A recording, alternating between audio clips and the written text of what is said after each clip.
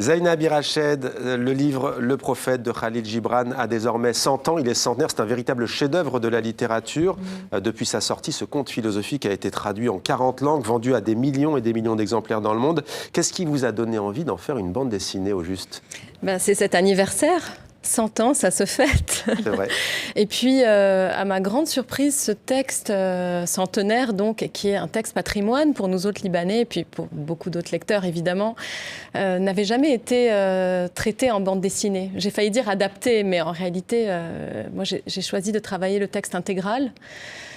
Une traduction d'ailleurs qui a été choisie avec soin par mon éditrice chez Segers et moi-même, une traduction de Didier Sénécal qui est assez récente, parce que Le Prophète a été écrit en anglais. Et voilà, c'était des ingrédients suffisants pour me dire que c'est intéressant de se lancer dans cette aventure. Mais vous le dites en préambule, ce n'est pas le seul, c'est aussi que d'ailleurs il y a pas mal de monde qui l'ont dans leur bibliothèque comme un trophée, mais qui ne l'ont pas lu en fait. Oui. C'est ce que vous dites aussi. Oui. Donc en fait, rappelez-nous, que dit l'histoire du Prophète? Alors c'est drôle parce que quand mon éditrice chez Segers m'a approchée pour ce projet, je me suis rendu compte que je ne l'avais jamais réellement lu. Et donc avant d'accepter ou de refuser, je me suis dit, en fait, ce qu'il faut faire, c'est vraiment le lire avec un crayon à la main et un carnet à dessin. Et en réalité, c'est très simple, la structure est très simple. Il y a une introduction qui s'appelle L'arrivée du navire. Ensuite, il y a 28 commandements. Et enfin, une conclusion qui est de la même longueur que l'introduction, plutôt succinct, qui s'intitule Les adieux, qui n'est pas succincte en réalité. Et pour tout vous dire, moi quand j'ai commencé la lecture, j'ai commencé par l'introduction, donc l'arrivée du navire, et très vite, dès la 3e page, j'étais émue. Étonnamment, vraiment, j'étais étonnée de cette émotion qui arrivait. Et c'est vraiment l'introduction qui m'a donné envie de me lancer dans cette aventure.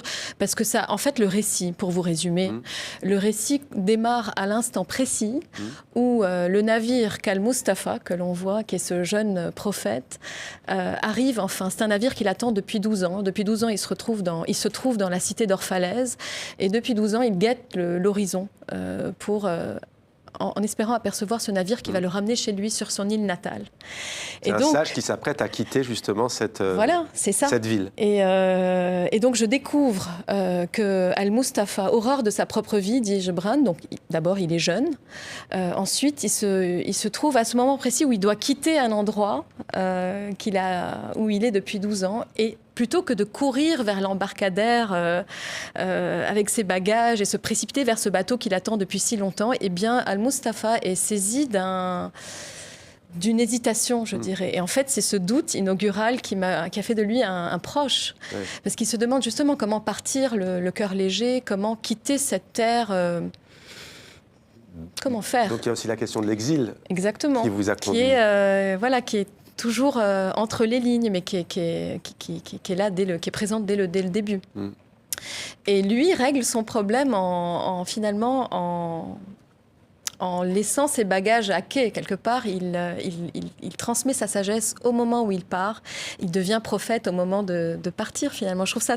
Moi, ça m'a beaucoup plu, cette idée. Et pourquoi, selon vous, c'est devenu une œuvre emblématique? C'est son universalisme, Probablement, c'est une œuvre qui est spirituelle sans être religieuse, qui, les habitants d'Orphalaise demandent à Al-Mustafa, délivre-nous ta sagesse qui concerne toute la vie d'un humain entre la naissance et la mort. Donc, en réalité, c'est un texte qui nous accompagne à tous les moments de notre vie, qu'on peut lire à l'adolescence, puis un peu plus tard, puis encore un peu plus tard dans la vie, mais jamais de la même manière. Et en réalité, moi, je l'ai redécouvert en le dessinant.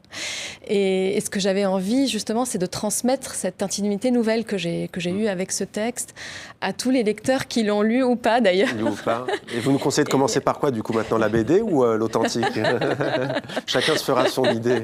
Peut-être pour les plus jeunes en BD, en tout cas, voilà, l'adaptation, on peut le dire, en bulle, donc, et en BD du Prophète.